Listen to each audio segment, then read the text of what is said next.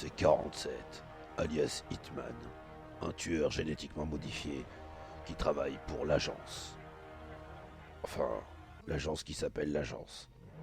Moi, pour ma part, c'est Silo Obscur, ou Silo pour les intimes, et je suis là pour une seule chose, envoyer le générique.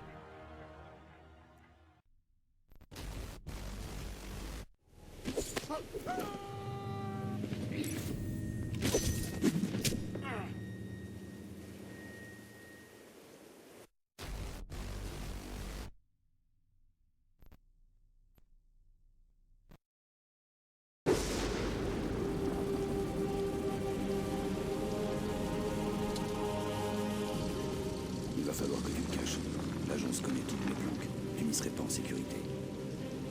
C'est l'endroit le plus sûr que je connaisse. Je peux venir avec vous.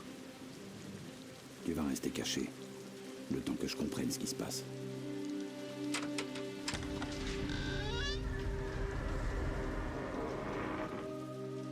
Oh, c'est vous qui avez appelé.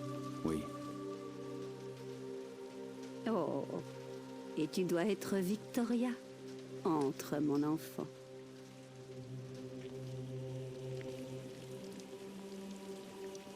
merci pour votre aide. Elle compte beaucoup pour moi. S'il vous plaît. Je vous en prie. Nous prendrons bien soin d'elle, mon fils. Eh, mais si t'en veux pas, tu me le donnes le pognon. Diana a dit que tu devais porter ce collier. Ne le perds pas. Vous allez revenir? Je veille sur toi.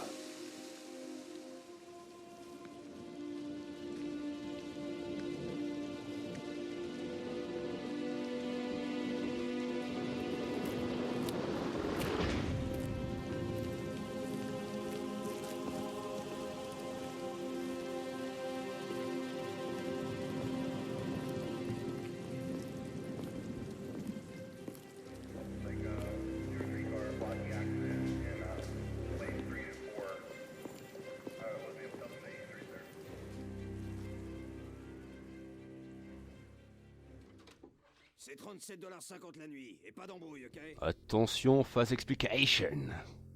Alors elle, c'est Diana. Elle bossait avec nous pour l'agence en tant que femme au téléphone. Sauf qu'elle a trahi l'agence, donc on nous a envoyé la zigouiller. On l'a flinguée sous la douche, puis on a découvert une jeune fille. C'est la jeune fille qui avait piqué Diana à l'agence, donc on devait la ramener.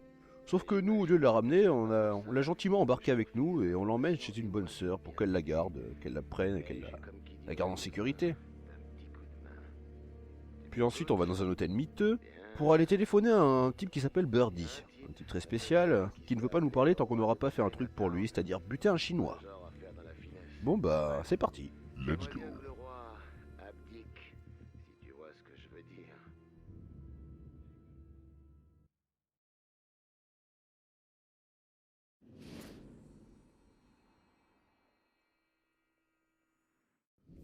Allez c'est parti. Bon, re les amis. Donc on commence cette série d'Hitman avec cette petite mission. Je vous ai pas fait la première parce que la première je l'aime pas honnêtement, c'est un tutoriel, c'est pas une vraie mission. Et les tutos, franchement les poster, bof. On s'en passera. Donc on va commencer avec celle-là qui se passe à Chinatown. Une mission qui me tient plutôt à cœur, je la trouve. Je trouve que c'est celle qui ressemble le plus aux précédents épisodes. Donc je vous la fais avec grand plaisir. Bon alors déjà un petit plan sur 47 qui a toujours autant de la classe, il faut le dire. Même beaucoup plus qu'avant je dirais. Son costume se balance de droite à gauche avec une classe certaine. Bon, alors on doit aller buter un chinois dans Chinatown comme j'ai dit tout à l'heure. On y va avec cette démarche qui est bien celle d'Hitman, il faut le dire. On ouvre les portes sans les toucher comme d'habitude.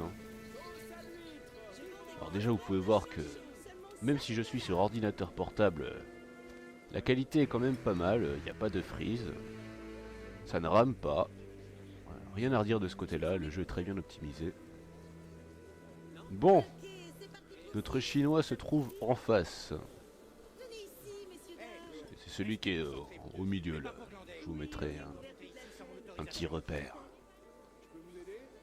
Donc on va le tuer mais pour ce faire ça va être compliqué puisqu'il y a des flics tout autour, comme vous pouvez le voir, c'est plutôt barricadé. Bon, il faut savoir que le chinois normalement est censé bouger de sa place. Il reste pas à fumer pendant toute la journée, enfin toute la nuit. Sauf que, petit bug sur mon ordinateur, je ne sais pas pourquoi, des fois il veut pas bouger. Il reste là, il est bien ici. Donc j'ai mis au point un petit stratagème que vous allez pouvoir apprécier. Alors pour ce faire, je vais aller ici et déclencher cet événement. Allez au boulot. Le bricoleur, peut-on le faire? Le bricoleur, oui. Bon, alors comme vous pouvez le voir, le flic peut pas s'en empêcher. Quand je coupe le courant, il a envie de le remettre. Le bricoleur, peut-on le faire? Le bricoleur, oui, on sait. Donc pendant qu'il bosse sur son nouveau métier qui est électricien, moi je passe. Au passage, je prends une bouteille qui me sert à rien, mais je la prends quand même, j'adore les bouteilles. C'est mon alcoolisme. Bon, alors je passe. Ce type qui est son dealer, qui est le dealer du roi de Chinatown, je dois l'assommer. Avec ma prise de karatéka, qui marche très bien, il faut le dire. C'est très rapide. Je vais le traîner. Mais d'abord, je prends son déguisement parce que ça va être plus pratique pour être discret. On va le traîner jusqu'à l'armoire. Ou le casier, je sais pas comment on peut appeler ça parce que c'est un peu moche pour une armoire. Ferme la bouche. Il nous reste plus qu'à prendre son joli sniper. Sniper qui... On sait pas pourquoi il est là ce sniper, mais il est là. Et moi j'apprécie. On se planque. Attention, petite roulade. Ouf, la classe. Attention, moment périlleux. On guette pour voir si la personne est... Ouh là là. Le stress est grand, mais je vais y arriver. Attention, attention. Headshot. La classe, baby. Bon, allez, on se taille d'ici vite. Allez, bouge de là.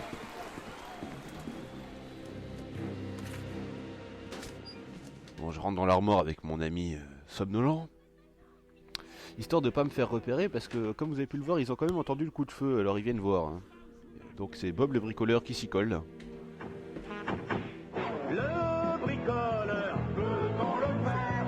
Le bricoleur, oui. Bob le bricoleur qui n'est pas très doué, il faut le dire. Hein. Pas penser à regarder dans l'armoire, le gentil monsieur. Le bricoleur, peut-on le faire? Le bricoleur, oui. Faudrait lui apprendre à faire son métier un jour, je pense.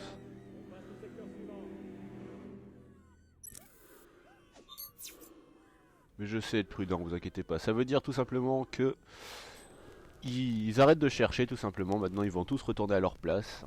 Ils vont arrêter de chercher. Cependant, ils vont être beaucoup plus méfiants par rapport à moi. Si par exemple j'avais le même costume qu'eux, autant vous dire qu'ils me détecteraient tout de suite. Parce qu'il faut savoir que quand on rencontre quelqu'un qui a le même costume que soi, il nous détecte. Enfin, il se rend compte de qui on est et il appelle les secours. Donc évitez les déguisements que trop de gens portent, hein. C'est très important. Alors je passe derrière le flic, qui est plutôt pas doué, il faut le dire. Voilà. Il n'entend même pas que je passe derrière lui. Et là je pars avec la classe. Musique.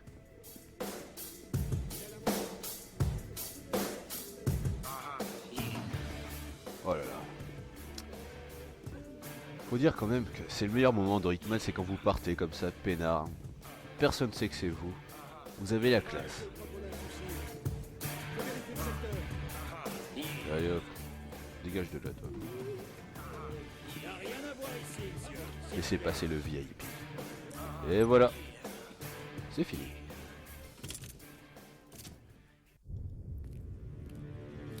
Un peu de mollet pour un pauvre malheureux. Hé, y'a du café là-dedans, connard! Et c'est comme ça que se termine cet épisode d'Hitman. J'espère que vous avez apprécié. Si c'est le cas, n'hésitez pas. Pouce vert, commentaire, ça fait toujours plaisir. Et abonnez-vous pour la suite, hein, parce que on va tourner à peu près à 3 épisodes par semaine. 2 ou 3, voire 4, hein, si je suis motivé, on sait jamais. Dans tous les cas, je vous laisse avec la tête de psychopathe d'Hitman. Regardez bien la cinématique, c'est vraiment génial. Sur ce, je vous dis à la prochaine et salut. Je cherche une information. Eh, ça tombe bien, c'est mon business. Tu veux des infos, je te trouve des Je vais infos. te payer, bien sûr. Ouais, évidemment que tu vas payer. Ça, c'est clair. Une fille qui s'appelle Victoria. L'agence en a après elle. Je veux savoir pourquoi. Non, attends. L'agence. Tu veux que j'enquête sur l'agence? Non, mais t'es taré. Ouais, t'es taré. Bon, et j'y gagne quoi? Ton prix sera le mien.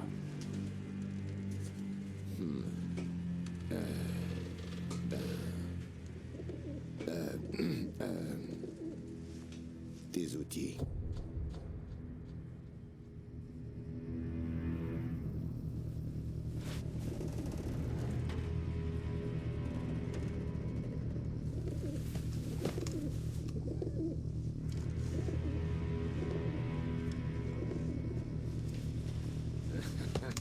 Maintenant, à toi de jouer.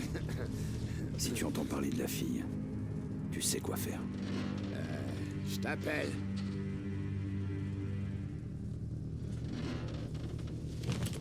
Oui, tu m'appelles.